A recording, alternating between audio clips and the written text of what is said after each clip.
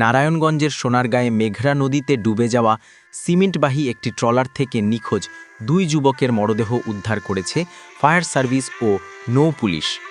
শুক্রবার 14 নভেম্বর বিকেলে উপজেলার বৈদ্যরবাজার ইউনিয়নের সোনাময়ী এলাকা থেকে মরদেহ দুটি উদ্ধার করা হয়। শ্রমিক জনতা লীগের প্রতিষ্ঠাতা সভাপতি বঙ্গবীর কাদের সিদ্দিকী বীরুত্তম বলেছেন, বিএনপি রাজনৈতিক দল, তার সঙ্গে ভালো থাকুক খারাপ থাকুক প্রচুর মানুষ আছে, কিন্তু একতরফা নির্বাচন করলে বাংলাদেশে ভালো হবে না। সামনে নির্বাচনটা চাই সব মানুষের অংশগ্রহণে, মানুষ যাতে সুষ্ঠুভাবে ভোট দিতে পারে, যে কোনো মানুষ যেন বলতে পারে আমি ভোট দিয়েছি। কনস্ট্রাকশন সাইটে কাজ করার সময় নির্মাণাধীন ভবনের ছাদ থেকে পড়ে স্ট্রোক করে প্রাণ হারিয়েছেন রাজবাড়ীর গোয়ালন্দ উপজেলার দৌলতদিয়া এলাকার সিঙ্গাপুর প্রবাসী রিয়াজুল ইসলাম কদম 50। বৃহস্পতিবার 13 নভেম্বর বাংলাদেশ সময় সন্ধে 6টার দিকে সিঙ্গাপুরে এ দুর্ঘটনা ঘটে। নিহত রিয়াজুল ইসলাম কদম দৌলতদিয়া ইউনিয়নের নুরু মণ্ডলপাড়া গ্রামের মৃত ইউসুফ আলী শেখের ছেলে।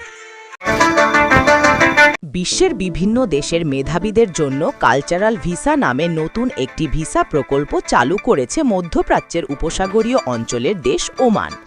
নতুন এই ভিসা প্রকল্পের প্রধান উদ্দেশ্য দেশটির শিল্প ও সংস্কৃতি খাতে বিশ্বের বিভিন্ন দেশের শিল্পী, গবেষক ও সাংস্কৃতিক ব্যক্তিদের আকৃষ্ট করা।